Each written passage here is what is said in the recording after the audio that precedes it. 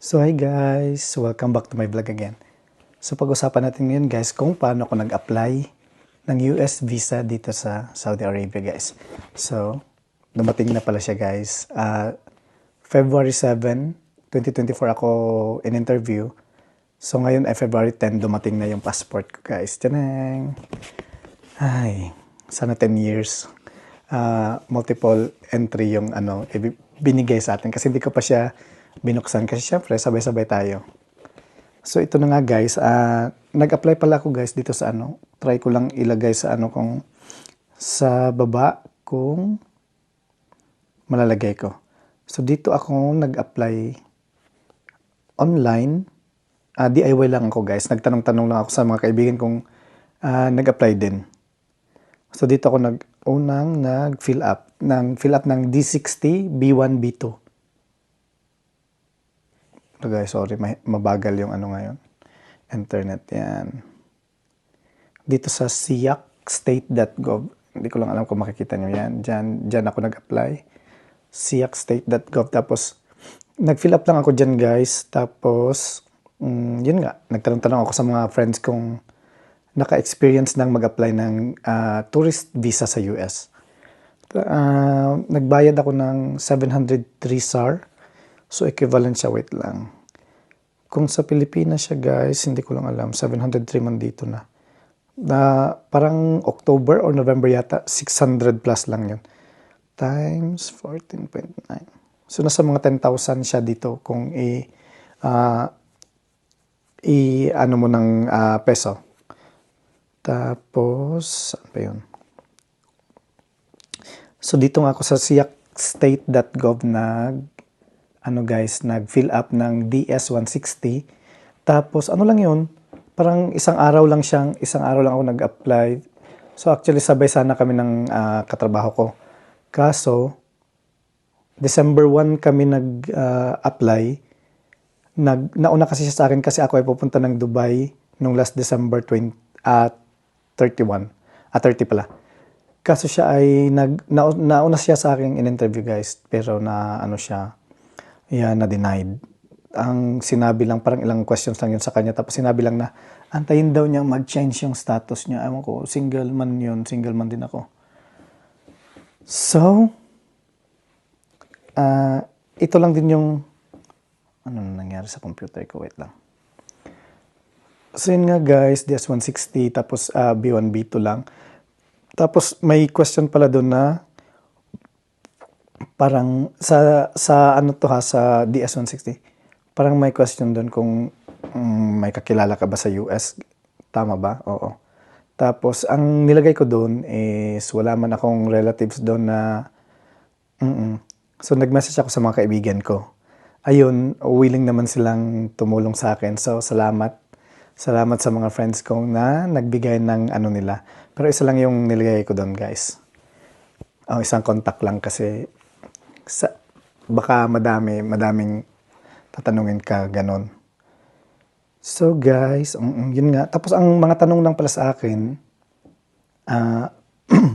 parang 5 or 6 lang yun. Basta ang tinanong sa akin ay kung anong purpose ng trip ko sa US, bakit daw ako nag-travel ng Russia at Belarus. So nag-travel ako ng Russia at Belarus guys, 2019 pa yun. Meron din kasi doon na kung anong countries nang nakapunta ka. So, sinulat ko kasi yon. Hindi natin alam kung bakit niya ako tinanong ng ganon. Sinabi ko lang na natawa talaga ako dito sa sagot ko kasi ang pinakaunang naisip ko guys, tourism talaga. Pero yung lumabas sa bibig ko ay because I wanted to travel the whole world.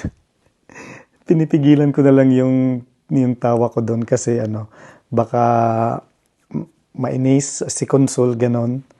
Tapos, alam mo na, maaga pa naman yung ko doon, 7:30. Tapos, nung tinanong na yun guys, yung pangalawang tanong, sabi ko na ma-reject siguro ako kasi dahil dito sa na to. Tapos, pagkatapos doon, type siya ng medyo matagal, type. Tapos, nagtanong na naman siya after noon ng daw yung work ko dito sa Saudi. So, alam naman ng lahat na nurse ako dito sa National Guard. Mag 5 years na ako dito sa Saudi Arabia, sa Riyadh guys. Tapos, tinanong din niya ako na married ba daw ako. Sabi ko, I'm single. Tapos, how many days daw akong pupunta sa US. So, sinabi ko, nakasulat kasi doon sa DS-160 ko is 2 weeks lang. So, pagkasabi ko na 2 weeks, ma'am, ganun. Tapos sabi niya, okay, you come back after your vacation, ha? Sabi niya. So, sabi ko, yes, ma'am, I'll be back because I'm working here. Tapos sabi niya, okay, your visa is approved. Tapos, sabi ko yun na, parang mga less than 3 minutes or 3 minutes lang kami guys na nag-usap. Mabait naman siya, Latina siya, Latina yung ano niya, oo. Tapos, may mga naano din, madami akong lokal na nauna sa akin. Hawak-hawak nila yung mga passport nila. Yung araw na yun parang 3 konsul lang daw, 2 lalaki, 1 babae yun. Yung babae yung nag-ano sa akin na Latina yung ano niya. Latina siya. Pero American citizen. Tapos, yun lang naman guys. Tapos, naka-ano pala ako dito, nakadalawang change ako ng schedule. Pwede naman yun i-change ang schedule at saka pwede i-change yata ang location guys kasi nag-change ako ng schedule kasi nagkasakit ako ng 3 weeks na isolate ako guys. Tapos, hindi ako pwede lumabas, di ba? So, nag-change ako from January 9, ginawa ko na siyang February 8. So, February 7, sorry. February 7, tapos, yun na lang yung 7:30 na slot. So, grinab ko na. Ano pa ba guys? Yun lang naman yung mga tanong sa akin. Kung may mga tanong kayo regarding kung paano or saan or regarding lang about sa pag-apply ng US Tourist Visa from Riyadh, try kong sasagutin guys. Oo. Tapos, ano pa ba? Kung saan pala, ang lugar pala kung saan ako nagpa-interview is dito sa DQ. So, yung DQ US Embassy, nandyan lang yan. Actually, malapit lang sa akin. Pero 7 kasi ng umaga, 7:30 ng umaga. Mahirap ang Uber, guys. Nahirapan talaga ako doon. Buti na lang nakasakay ako at saka nadoble yung bayad ko. Sabi ko, sige na nga lang, hindi na ako magrereklamo kasi parang 20 reals lang yun. So, 20 times 14.9 yata ang palitan ngayon. So, hinayaan ko na lang siya, guys. Siguro, yun din yung nagpaswerte sa akin. Kasi nagbayad kasi ako by card. Tapos, akala ko kasi yung app na yun, hindi ako nakakonect yung card ko. Pero nakakonect pala siya. Tapos, ayun, hinayaan ko na hindi ko na nareklamo kasi, di ba, nagmamadali na ako. Dapat good vibes lang. Good vibes, hindi ka tense, hindi ka stress, hindi ka anxious, ganon. So, ito na nga guys, buksan na natin guys. Excited na ako dito. Ano pa pala guys, bago ko siya buksan, nag-apply pala ako ulit ng Schengen visa. So, nag-apply ako sa Spain, via Spain, dito sa BLS, hindi na sila sa BFS guys. BLS na sila, sa labas na sila ng BFS, hindi na sila kasama doon. Spain at Germany yata.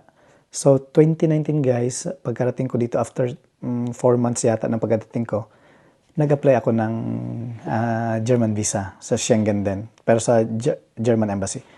Na-reject ako guys, sinabihan din ako na baka daw hindi na ako bumalik. Yun din yung nila sinasabi na baka hindi na ako bumalik after ng ko doon travel. So ngayon nag-apply ako ulit dito sa Spain Embassy na naman. Ayun guys, ganun din, rejected din. Tapos pwede ka naman mag-appeal kasi sabi ng kaibigan ko, may kaibigan daw siyang nag-appeal tapos kinabukasan yata dumating na agad yung Pero alam mo, nawalan na ako ng gana doon. Sabi ko, hayaan ko na nga doon. May isang application pa na naman ako. Itong US Tourist Visa guys. So, buksan na natin guys. Tadang! Nasaan na ba itong open? So, ito pala guys, in-address ko sa Sulaimania. Sulaimania doon sa Aramex. So, libre lang to ang inano ko. Yun nga, napunta akong Sulaimania kanina, kinuha ko doon kasi hindi ko pinadeliver dito sa bahay. Tanan guys. So, buksan na natin.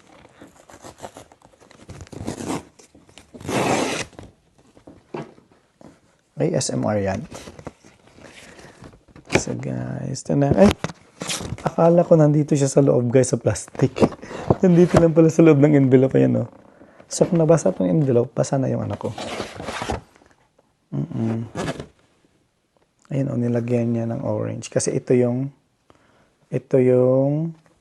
sa Schengen visa ko, tapos ito siya. Ayan, February 7, di ba? February 7, yan. Tapos nilagyan niya ng orange. Bubuksan na natin, guys. Ito na, malalaman natin baka 2 weeks. Kasi sabi ko doon, 2 weeks lang ako magta-travel sa US. Baka 1 month lang din ibigay niya na, na entry.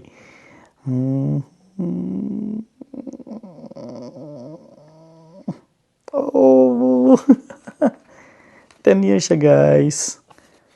So, wait lang. Kasi baka may magre-react na naman dito. So, ayan, guys. Issue date, February 8, 2024. Expiration date, 2034. So, wala lang. Happy lang ako, guys. Happy yarn. Oo. So, ito na nga, guys. May visa na tayo pa US. So, pwede na tayong mag-tour doon anytime. So, maghanda-handa na yung mga friends ko dyan sa US, guys. Huwag kayong mag-alala. Hindi naman ako magpapalibre. Nasa inyo na yan kung ililibre nyo ako. Day, joke lang. Ay, So, ang profile ko pala, guys, ay, nurse ako dito sa Saudi. Magpa 5 years na akong nurse. Tapos, yung sahod ko ay basta, wag nyo nang alamin. Tapos, hindi na, at wala palang documents na hiningi sa akin, guys, nung nag-apply ako. Wala silang documents na hiningi. Pero nagdala ako ng parang supporting lang kasi baka humingi sila bigla. Pero according sa mga natanong kong mga friends ko, wala naman silang hindi sila hiningian ng mga documents. Pero maghanda lang kayo, guys, kung mag-apply kayo kasi hindi naman natin alam, hindi naman pare-pareho sa utak ng konsul, di ba? Baka hanapan kayo bigla. So, ito na nga, guys. Feb 8, 2024 to Feb 6, expiration date, 3034. So, 10 years, multiple entry tayo, guys, sa US. At saka, pag may US visa ka, guys, mabilis lang mag-apply ng visa sa Canada. Parang online lang yata yun. Pero hindi pa, wala pa naman tayong balak pumunta doon. So, hanggang dito na lang, guys. Kung may mga tanong kayo, comment lang kayo sa baba. Try kong lahat replyan. So, hanggang dito na lang, guys. Masalam. Bye!